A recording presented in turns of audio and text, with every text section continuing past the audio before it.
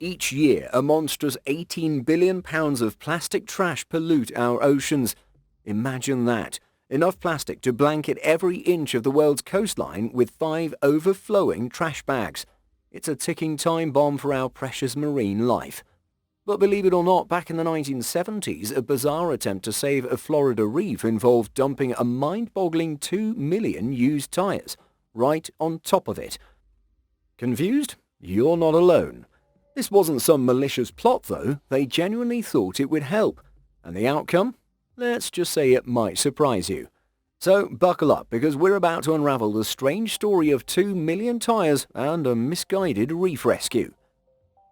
Hold on to your fins. Before we explore the bizarre tale of the 2 million tires, let's take a deep dive into a sobering truth about our oceans. Prior to 1972, the ocean was basically a giant trash can. Companies dumped anything and everything they wanted: industrial waste, raw sewage, even radioactive materials.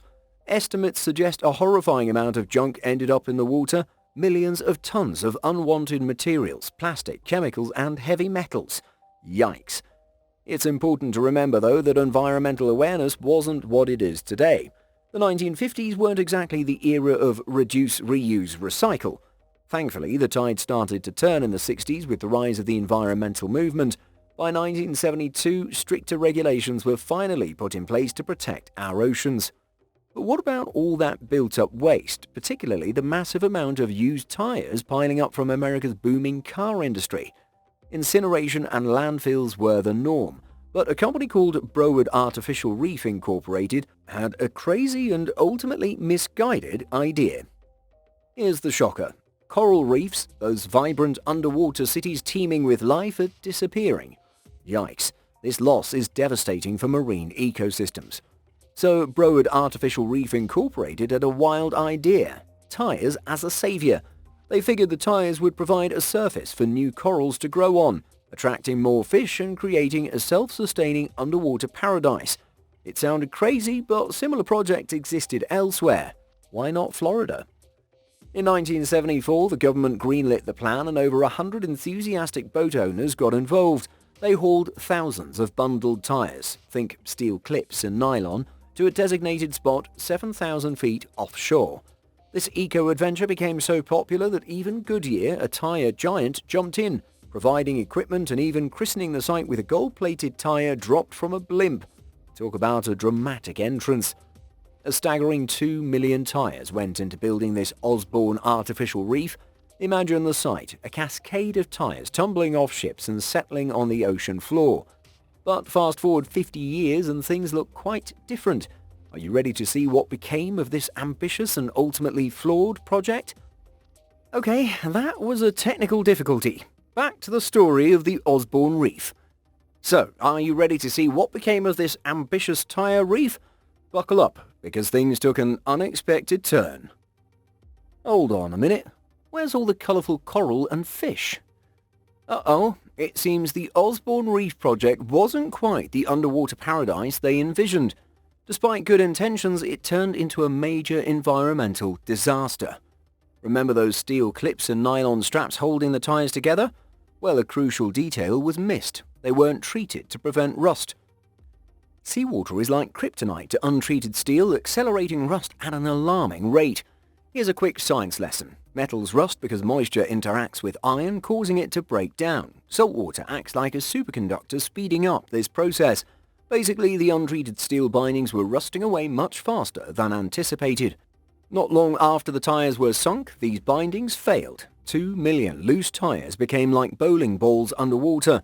Florida's notorious storms rolled in, churning up the ocean and sending these heavy objects tumbling.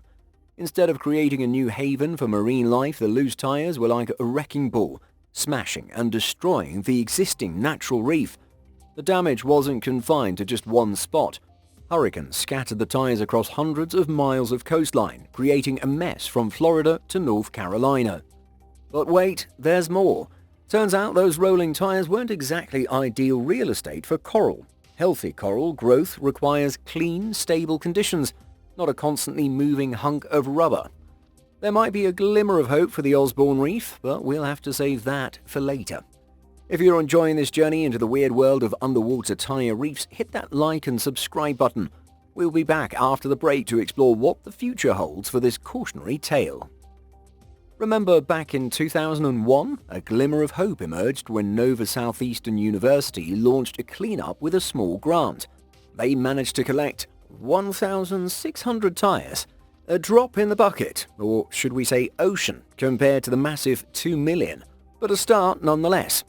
For years, the problem had been largely ignored. The cost of removing all the tires was staggering. Estimates ranged from $40 million to a whopping $100 million. No wonder progress stalled. Then in 2007, things shifted. The military saw the area as a valuable training ground, and their exercises helped haul a significant number of tires ashore, around 10,000 in that year alone. The Florida government chipped in $2 million to cover transport and disposal costs. By 2009, thanks to these efforts and hundreds of thousands more dollars, a total of 72,000 tires had been removed. But it wasn't enough. Military involvement ended, leaving over 95% of the tires still littering the seabed. There was a light at the end of the tunnel, though. Between 2016 and 2019, the Industrial Divers Corporation made significant headway with a $4.3 million contract. At their peak, they were removing a staggering 2,000 to 5,000 tires per week, bringing their total to a mind-boggling 250,000. Despite their success, two-thirds of the tires remained. The cost to the Florida government was immense. Enter 4Ocean, a private company with a novel solution in 2021. They plan to tackle a 34-acre section north of the original site, funding their operation partly through the sale of $29 bracelets made from recycled tires. According to their website, each bracelet purchased removes 5 pounds of ocean waste, a win-win for the environment and style. Their efforts have been substantial, with estimates in 2022 suggesting only 500,000 tires, or 25%, remain. But the story takes an unexpected turn here. Remember the initial Osborne Reef cleanup by Nova Southeastern University? It cost around $17 per tire. Now, I did some back-of-the-napkin math, not super precise, and here's the thing. Based on average tire weight and 4Ocean's bracelet sales pitch, 5 pounds of waste removed per bracelet, cleaning with their method translates to a whopping $145 per tire, 8.5 times more expensive. Whoa, hold on, before you panic, there's more to the story.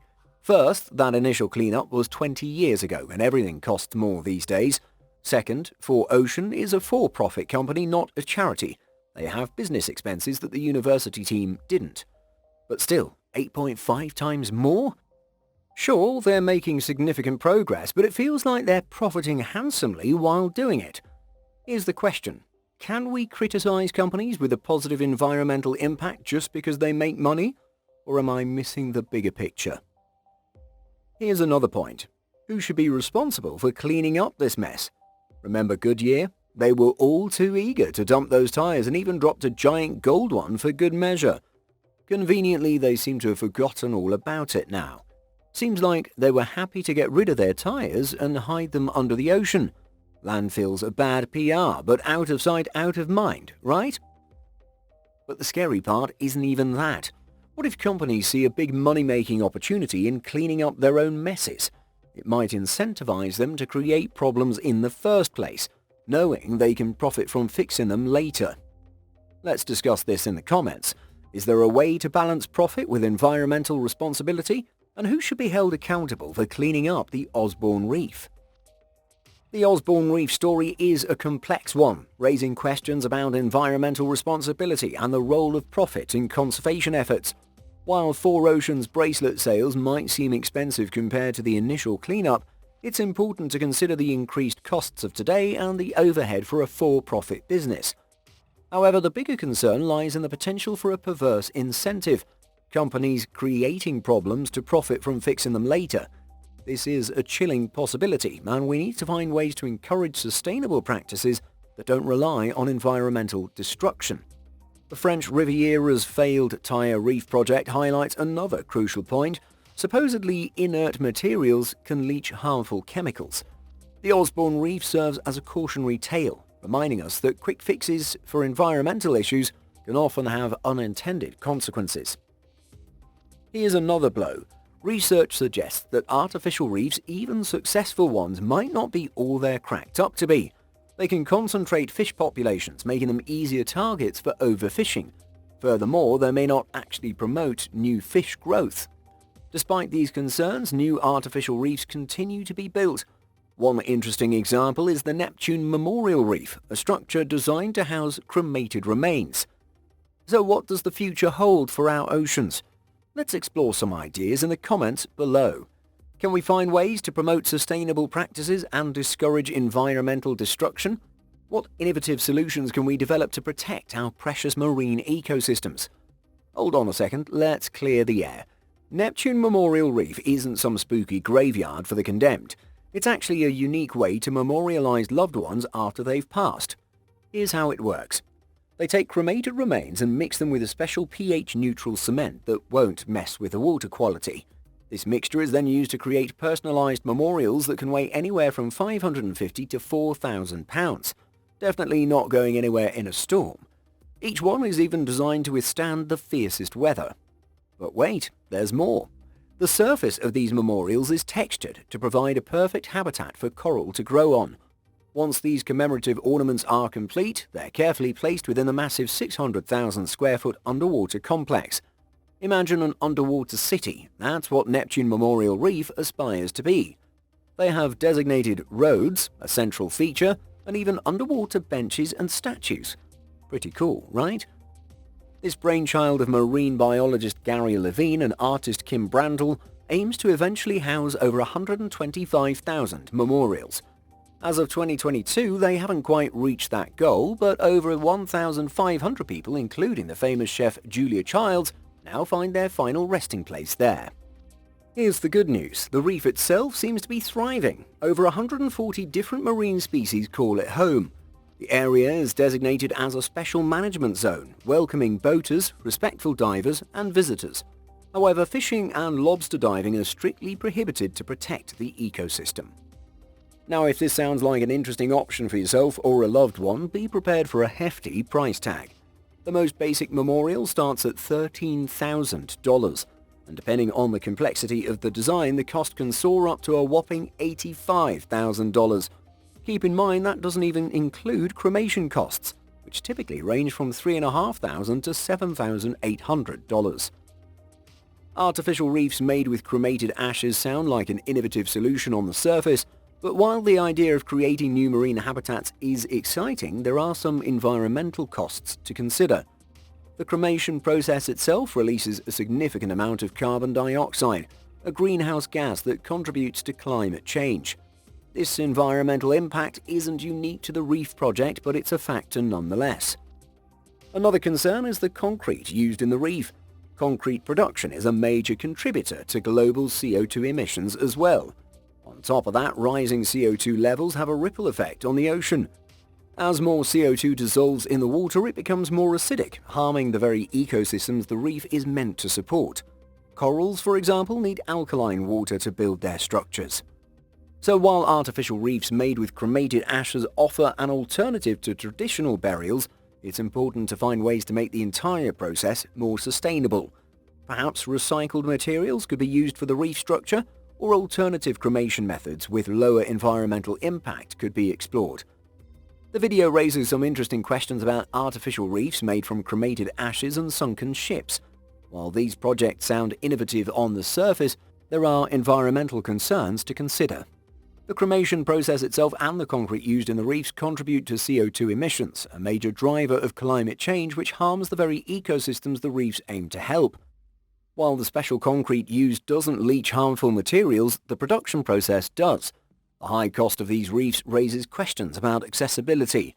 They become a luxury option, potentially elitist compared to traditional burials.